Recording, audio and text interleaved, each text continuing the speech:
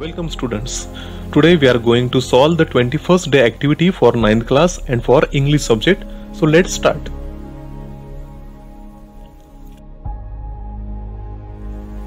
ही जी ऍक्टिव्हिटी आहे ही खूप लहानशी ऍक्टिव्हिटी आहे. पुन्हा एकदा काल सुद्धा आपण जी ऍक्टिव्हिटी पाहिली होती ती पण खूप लहान होती.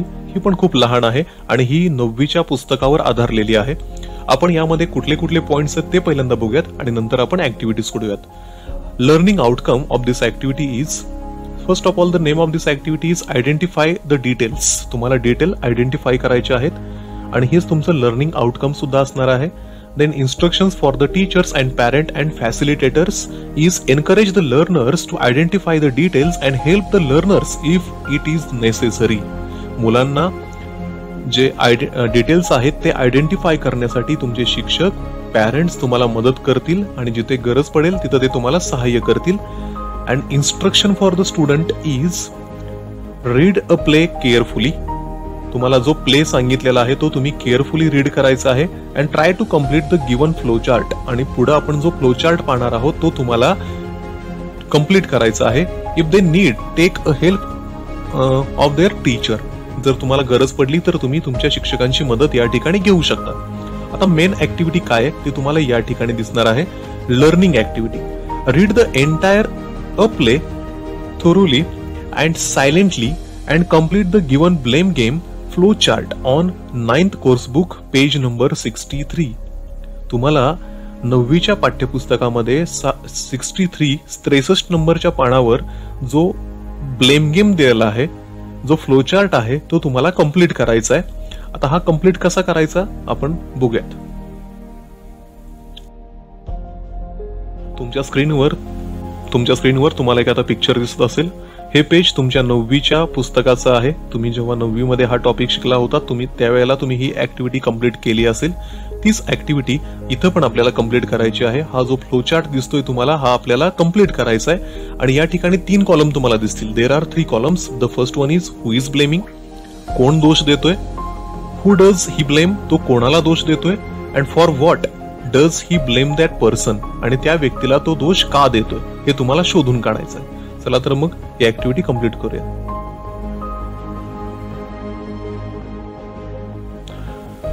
So here you can see the table which is filled with answers.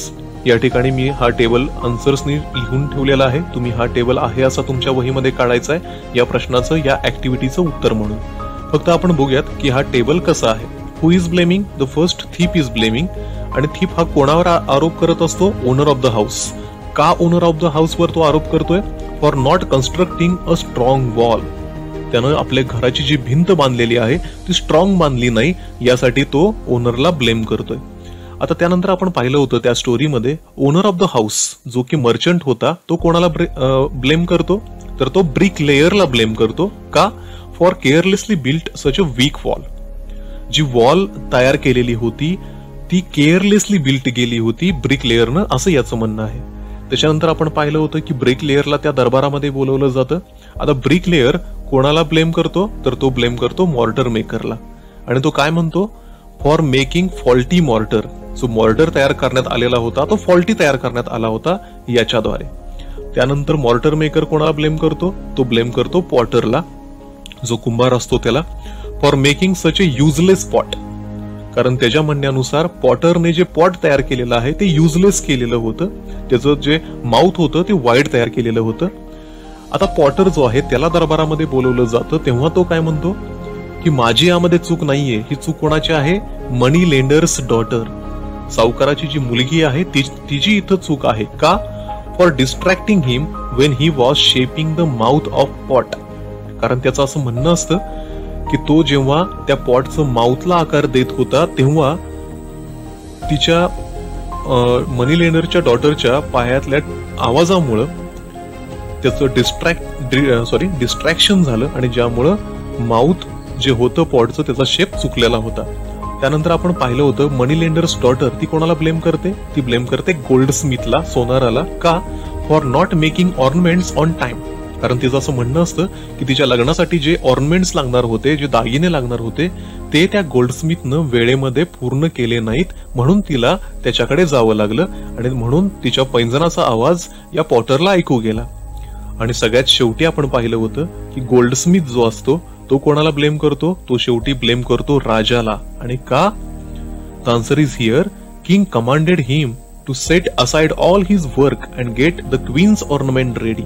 कारण राजाने असा आदेश दिलेला असतो की तू तुझे काम, तू म्हणजे कोण? तो सोनार. त्या सोनाराला असा आदेश दिलेला असतो की तुझे काम बाकीचे सगळे बाजूला ठेव, सगळ्यात पहिल्यांदा राणीचे ऑर्नामेंट्स तयार ठेव आणि मग बाकीची कामं कर. तर हा ब्लेम गेम आपण त्या प्ले मध्ये पाहिलेला होता, जी स्टोरी तुम्हाला सर्वांना आठवत असेल. या ठिकाणी मात्र तुम्हाला या ऍक्टिव्हिटीमध्ये फक्त एवढंच लिहायचं आहे. हा टेबल तुम्ही ड्रॉ करू शकता आणि इथं तुमचं उत्तर संपणार आहे. आता ही शेवटची ऍक्टिव्हिटी आहे. ही ऍक्टिव्हिटी होण्याच्या अगोदर सर्वांना सूचना आहे, डिस्क्रिप्शन बॉक्समध्ये व्हॉट्सअप ग्रुप आणि टेलिग्राम ग्रुपची लिंक आहे. रोजच्या रोज नवीन व्हिडिओच्या लिंक्स मिळण्यासाठी या ग्रुपला जॉईन व्हा. ओके, नाव नेक्स्ट ऍक्टिव्हिटी. या ठिकाणी सॉल्व्ड ऍक्टिव्हिटी तुम्हाला दिलेली नाहीये, प्रॅक्टिससाठी ऍक्टिव्हिटी दिलेली नाहीये, एक्सटेन्शन ऍक्टिव्हिटी पण दिलेली नाहीये आणि इव्हॅल्युएशन जे आहे हे पण कशावर होणार आहे? Fill the flow chart. जो फ्लो चार्ट आपण आताच डिस्कस केला, हाच फ्लो चार्ट तुम्हाला इव्हॅल्युएशन साठी आहे. म्हणजेच तुम्हाला या ऍक्टिव्हिटीमध्ये एकच ऍक्टिव्हिटी सोडवायची आहे, बाकी कुठलाही लिखाण तुम्हाला करायचं नाही आहे. So we are going to stop here. To get such videos, please like and subscribe to my channel. Thank you.